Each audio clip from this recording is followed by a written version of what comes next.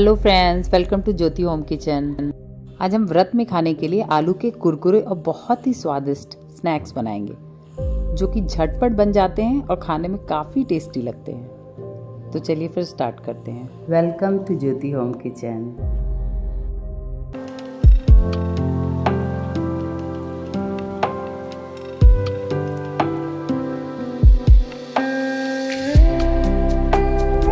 मैंने ये स्नैक्स बनाने के लिए 4 कच्चे आलू लिए हैं। इन आलूओं को मैंने पहले अच्छे से धुल लिया है और अब मैं इन सबको ग्रेट करूँगी।